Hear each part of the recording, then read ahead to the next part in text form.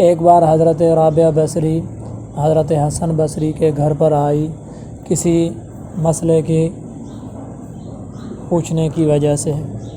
گھر میں آئی تو پتہ چلا کہ حضرت حسن بصری گھر سے نکل کر کسی نہر کے کنارے یا دریا کے کنارے پر عبادت کے لیے گئے ہوئے ہیں۔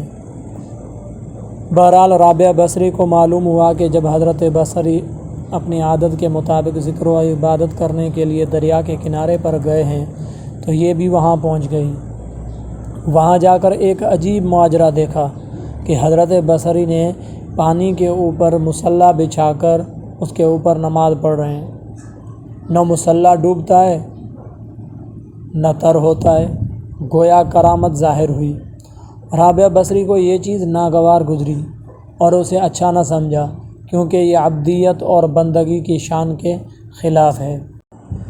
جب حضرت رابعہ بصری کو یہ عادت ناگوار گزری، کیونکہ گویا کہ اس عادت کے اندر ایک تکبر کا شبہ جا رہا تھا کہ جو میں کچھ کر سکتا ہوں کوئی اور ایسا نہیں کر سکتا،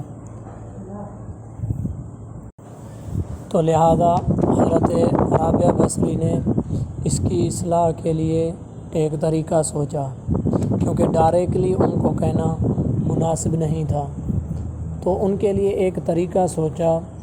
وہ طریقہ یہ تھا کہ سائیڈ میں کھڑے ہو کر مصلی ہوا میں بچھایا، مصلی ہوا میں بچھا کر نماز شروع کر دی۔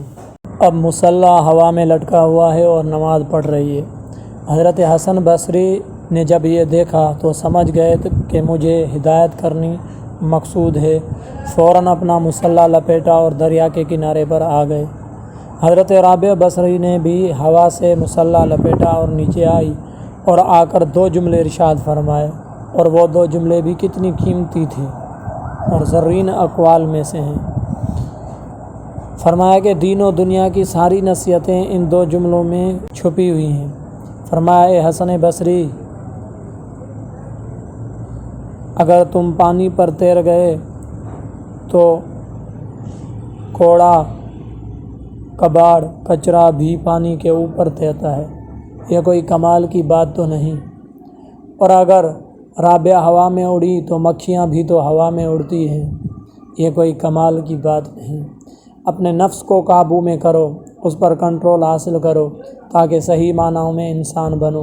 انسان بننا کمال ہے، مکھی بننا کمال نہیں، آدمی بننا کمال ہے، کوڑا کچرا بننا کمال نہیں۔ تو رابعہ بصری نے کتنی قیمتی بات کہی کہ حضرت حسن بصری نادم اور شرمندہ ہوئے اور توبہ کی کہ میں آئندہ کبھی ایسا نہیں کروں گا۔ میں اس سے بڑا کمال سمجھ رہا تھا، مگر آپ نے میری آنکھیں کھول دی۔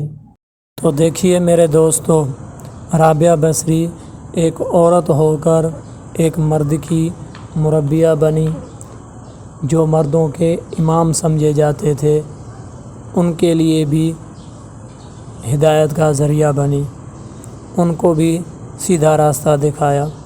تو میرے دوستو، عورت ہونا کوئی عیب نہیں، تو عورت اگر کچھ بننا چاہے تو وہ بھی بن سکتی ہے، عورت بننا کوئی عیب نہیں۔